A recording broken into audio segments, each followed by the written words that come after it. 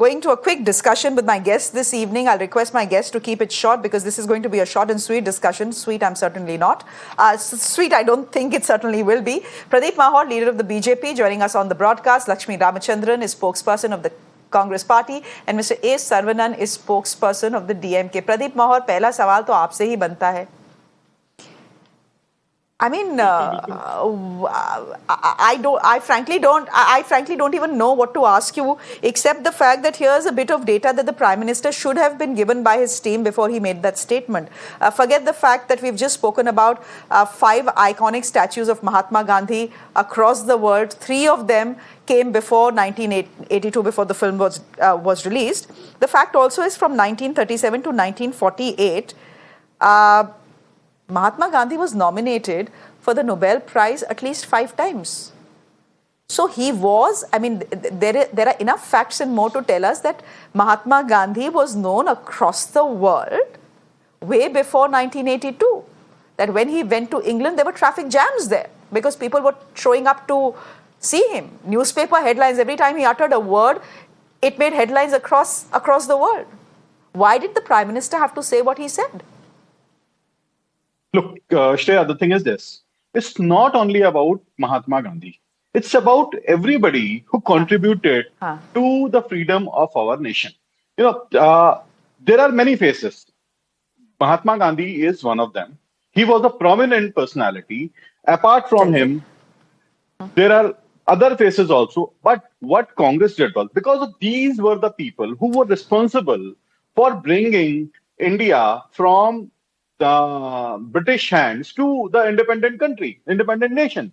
So the way they should have been treated at that time, they were not treated. The way these faces should have been celebrated, they should have been given the honor. They were not given an honor. Rather than this, Gandhi, Nehru family, what they were doing is they were busy making their own personality bigger in the nation. They were trying to superimpose their personality over the people of India. Sometimes he was holding a child and, putting a flower. Everything was covered. But why not Gandhi? Why not Subhash Chandra Bose? Why not so many other personalities? Where was Subhash Chandra Bose before after independence? Why there are no stadiums in the name of Subhash Chandra Bose? Why are there? I give it to the BJP. I give it to the BJP that they have. I give it to the BJP that. That they have kept the legacy of Bose and Patel alive and done a lot for it. I agree with that. But my question to you wasn't that. आप मुझे घुमा रहे हैं. My question to you was very simple. If the Nehru Gandhi family was not interested if they were not interested in the legacy of Gandhi, then why was it Nehru who actually opened his personal photograph archives to Richard Attenborough, the director of the film? When the film was released in 1982, he opened up his personal photograph gallery so that the film could be made. His daughter Indira Gandhi in 1976 gave the first $10 million to fund the film. If they were not interested in Mahatma Gandhi's legacy, they didn't need to do all of this, right?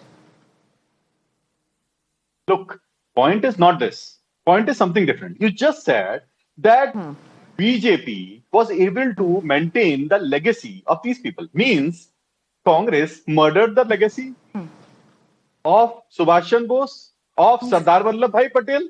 I mean, there has to be. I'll let Lakshmi Ramachandran come in. ठीक है, I've heard you. There has to be 2 sides of the coin. Okay. If you are saying I'll let one side of the coin, definitely other side of the coin exists. I don't have too much time on this debate, which is why let Lakshmi Ramachandran come in. Lakshmi Ramachandran, go ahead, please. We've already heard from your leader, but go ahead and respond to the sort of arguments that are being made on behalf of the BJP. The only thing the BJP has done is pitted one freedom fighter against another. They forget that these people fought together, with unity, and they worked together and freed this country. Now, See, you listed, all the ways in which Gandhi has been celebrated world over. Statues and libraries and people who have been inspired by him, and the public that thronged the streets of London every time he visited. You've listed everything. He was an inspiration for many other countries, Asian countries, African countries that were fighting for their freedom from colonial powers during that time. You've listed everything.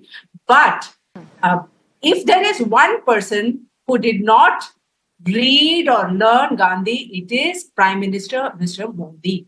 The world knows Mr. Gandhi, but Mr. Modi, who has come from the RSS school of hate, has not read or imbibed Gandhi's principles. If he had done so, that 10 years would have been so very different. 10 years of Mr. Modi's regime would have been so very different. He would not have ignored the poor. He would not have ignored the middle class. His economic policies would have been very different. The way he treated the farmers, he's betrayed the farmers, the Annadata of this country.